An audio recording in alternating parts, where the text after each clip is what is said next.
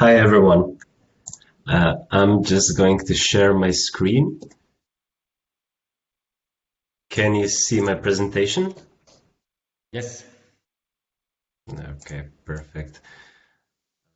So again, hi everyone. I would like to present to you today the intellectual output 2, so the current state of inclusion in sports clubs, and I would like to stress the fact that this is only a snapshot of the whole report.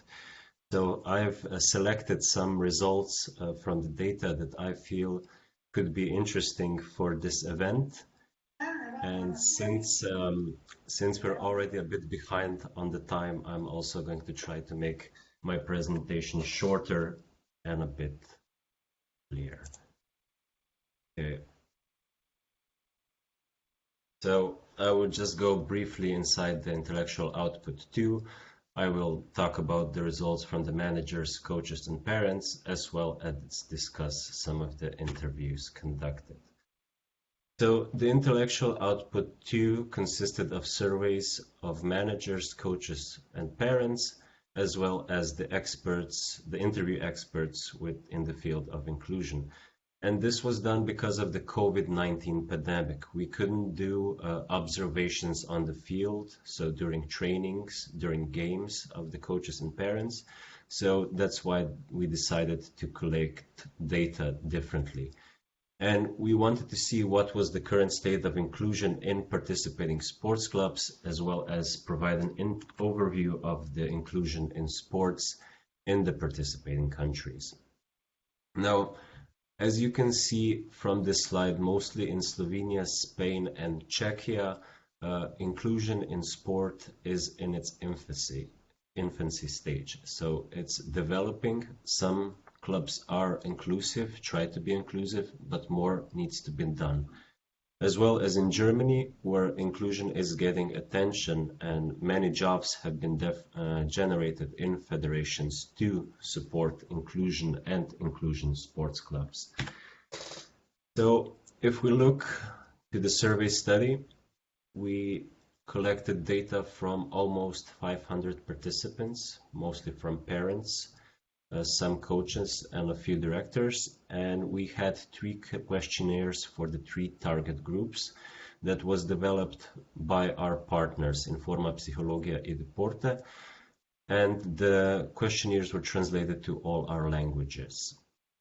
Now, the analysis I'm going to talk about mostly involves descriptive statistics. So keep in mind that the clubs from Germany, from Slovenia, and from Czechia are already inclusive. So like Manya previously said, all the clubs that we contacted already tried to be inclusive. In contrast, our Spain partners have also contacted a few clubs that are not already inclusive, so we have data from them as well. I will just focus on the results from Germany, Slovenia, and Spain. That is because Czechia used a bit of a modified questionnaire, and I'm not going to go into details for such a shorter presentation. So what does some of the data from the managers show us? So over half of the managers say that there was at least once an interest from athletes with disabilities or their families to become a part of the club. And the managers also talked about the qualifications of the coaches. So half of the clubs in Germany and 1/3 of the clubs in Spain do not have a coach with professional qualifications or certifications to train athletes with disabilities.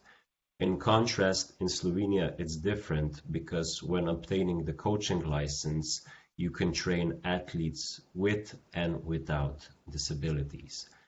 And most managers from Slovenia and Germany hold positive beliefs on inclusion and think that clubs should try to actively involve athletes with disabilities. The clubs involved and the countries do differ somewhat in their goals. So for example, the clubs in Slovenia wish to achieve a good reputation in their community and to also include children with disabilities, because we have the clubs that are inclusive. That seems to be one of their main goals. Okay. So the results from the coaches survey, some of the selected results, state that 3 out of 4 coaches in Spain and Slovenia don't have any educational background in training athletes with disabilities. While the situation in Germany is a bit different, where more than half of the coaches have received some sort of training. Many coaches, mostly from Germany and Slovenia, state that their clubs can host athletes with disabilities, and that is already the case, just because these are inclusive clubs, while about half of the coaches in Spain claim the same. Half of the coaches, so 1 in 2 coaches in all 3 countries, believe that athletes could actually compete together in a competition, so athletes with disabilities and athletes without disabilities.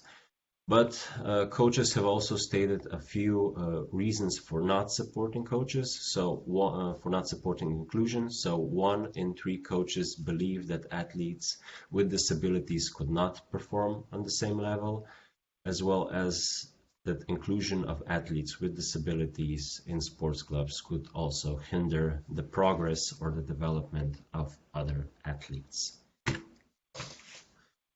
From the parent survey, it's important to note that most parents included in the D-Team project involved their children in sport for the perceived health benefits and for social reasons. So the children to being able to socialize with their teammates, with their friends inside the clubs. And parents do hold positive beliefs about inclusion. So 70% or more agree that athletes with disabilities could participate in the same competition, as well as parents do hold positive emphasis on experience of the coaches. So they believe that the coaches do provide sufficient knowledge to be able to train athletes with disabilities. And parents also hold positive beliefs about building or for creating inclusive teams. So they would like their children to compete either in an inclusive team, or they see it as beneficial to train athletes with disabilities together with athletes without disabilities. Now, just a quick overview of the findings from the qualitative survey. So I would just like to highlight the perceived benefits from inclusion, the possible obstacles, and the competencies that the coaches require. So our experts agreed that teamwork, educational opportunities for children, and the fact that inclusion is beneficial for parents is a benefit, because parents are able to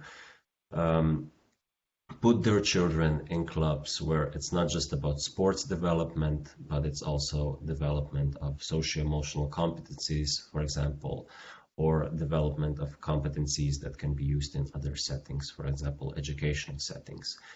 However, our experts did highlight that there's a lot of obstacles currently. So there's a lack of information on inclusion in sports. There also might be a lack of awareness how inclusion is important for the managers.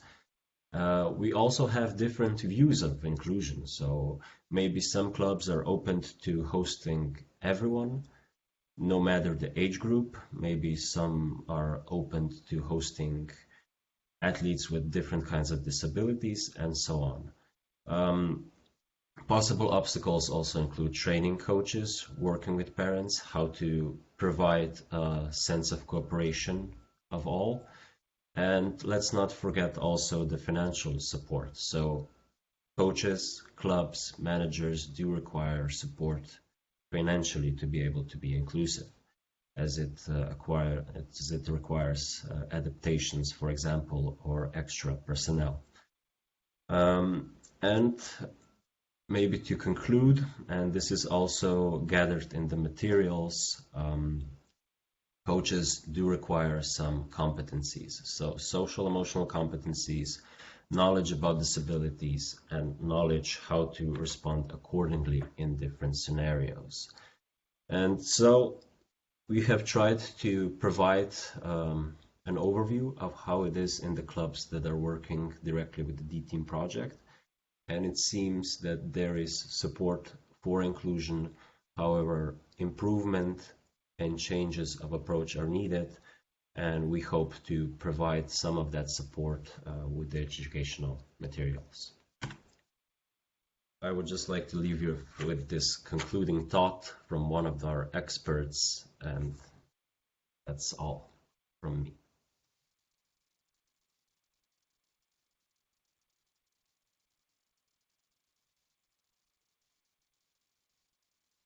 Igor, thank you very much. Thank you for presenting the